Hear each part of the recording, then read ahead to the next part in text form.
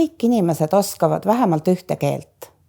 See on nende emakeel, ehk seda nimetatakse ka esimeseks keeleks. Aga peale esimese keele oskab väga suur hulk maailma inimesi veel ühte või mitut keelt. Ja kõiki neid keeli, mida inimene on õppinud või omandanud hiljem kui esimest keelt, nimetatakse teiseks keeleks. Kuidas inimesed õpivad keeli? Kuidas inimene õpib esimest keelt? Esimest keelt õpivad kõik inimesed väikelapsena, õpivad ja omandavad selle esmase keeleoskuse. Ja see toimub suures osas alateadlikult. Laps ei mõtle, et ta õpib keelt. Ta on lihtsalt keele sees, tema ümber on teised inimesed, kes räägivad seda keelt. Ja lapsel on väga tugev motivatsioon alati, sest ta tahab ka olla nagu need inimesed tema ümber. Ta tahab nendest aru saada, ta tahab nendega suhelda ja keel on kogu aeg ka tema ümber, et see kõik mõjutab keeleõpet väga positiivselt. Ja sellepärast kõik väikelapsed õpivad ju keelt rääkima üsna kiiresti ja üsna kergelt, kuigi see ei toimu ka loomulikult täiesti ilma vaevata. Aga see vaev ei torka nii silma. Aga kui nüüd rääkida teise keele õppest, et kas see on siis samasugune või erineb millegi poolest? Ta tegelikult on üsna suures osas ikkagi samasugune. Ka teist keelt õppides on meil vaja kuulda palju seda keelt, mida me siis õpime. Ja mida rohkem me seda enda ümber kuuleme, seda kiiremini me selle keelega omandame. Ja samuti on meil väga vaja seda keelt kasutada, saada proovida ise kasutada.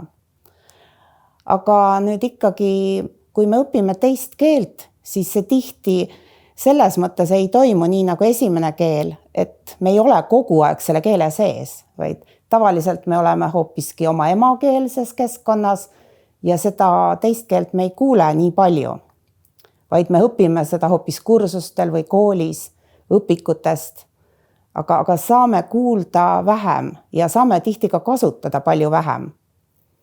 Ja see kindlasti mõjub siis natukene aeglustavalt teise keele õppele, et seda ei ole nii palju. Ja tihti öeldakse, eks ole, et motivatsioon on kõige olulisem keeleõppe juures ja see ongi kindlasti õige. Nagu ma enne ütlesin, et väiksel lapsel on alati väga suur motivatsioon. Sest muidu ta inimeseks ei saa, kui ta keelt rääkima ei hakka. Aga teist keelt õppides on see motivatsioon erinev, sest tegelikult me ju oskame juba ühte keelt. Me saame maailmaga suhelda. Ja milleks meil seda teist keelt vaja on, see võib olla väga erinev. Et kas meil on teda lihtsalt selleks vaja, et me peame eksami sooritama, muidu jääme ilma oma tööst. Et see on ka motiveeriv, aga see on siis selline väline motivatsioon.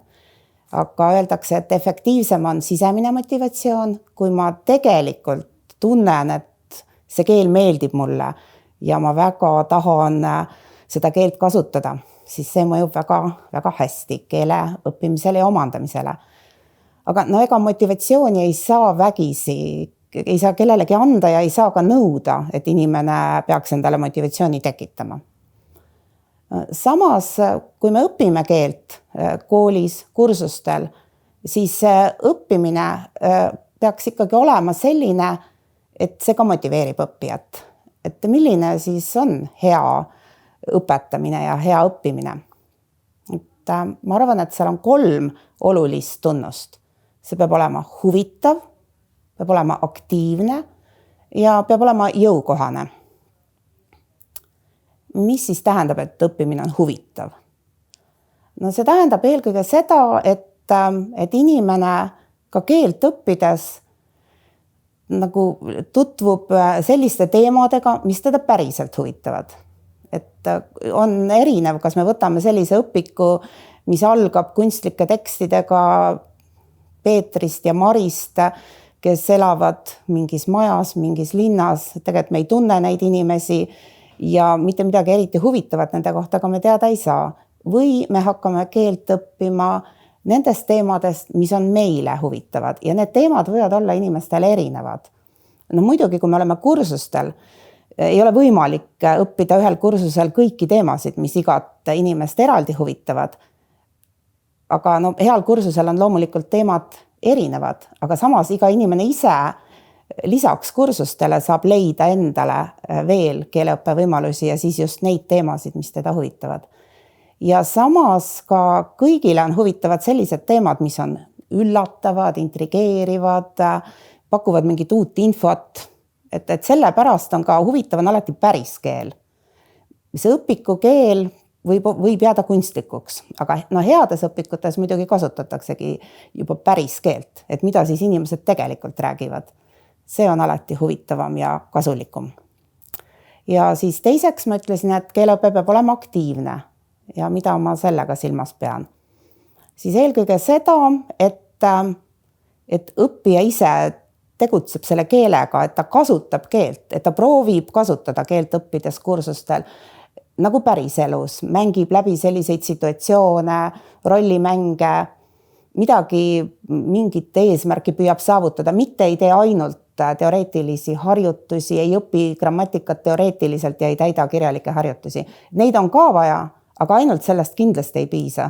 Et mida rohkem saab inimene päris keelt kuulda ja ise proovida kasutada, alguses vigadega, mis on täiesti normaalne, aga seda kiiremini tema keel areneb.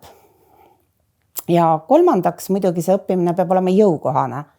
Et selleks ongi välja mõeldud keeletasemed.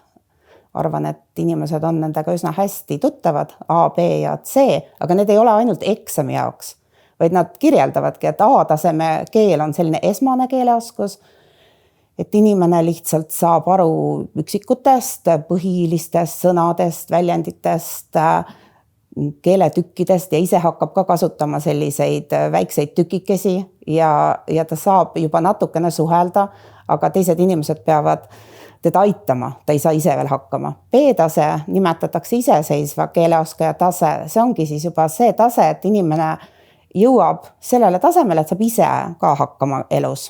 Kuigi ta teeb vigu ja tema keeleoskus ei ole väga rikkalik, ta valdab põhisõnavara, aga ta saab hakkama.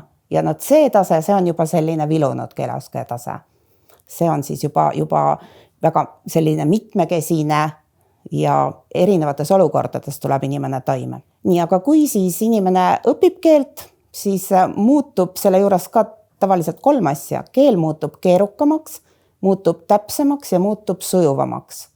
Ja keerukamaks see tähendabki seda, et A-tasemel ta valdab ainult väga põhilisi sõnu, väga põhilisi grammatika struktuure ja mida tase kõrgemale, seda rohkem tuleb juurde sõnu ja keel muutub ka grammatiliselt mitmekesisemaks.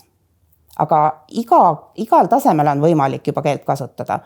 Ja see on ka oskus, et kui emakeeles täiskasvanud inimene on haritud, ta on õppinud väga keerulisi sõnu, väga keeruliselt ennast väljendama, siis kui ta hakkab õppima võõrkeelt, siis ta ei saa alguses nii kaunilt väljenduda, nagu ta tahaks. Kui ta on A-tasemel, ta peab püüdma tõlkida oma keerulised mõtted lihtsaks ja see on ka võimalik ja see on ka oskus. Ja keel muutub ka täpsemaks, see tähendabki seda, et see on loomulik, et keelevead käivad keeleõppega kaasas.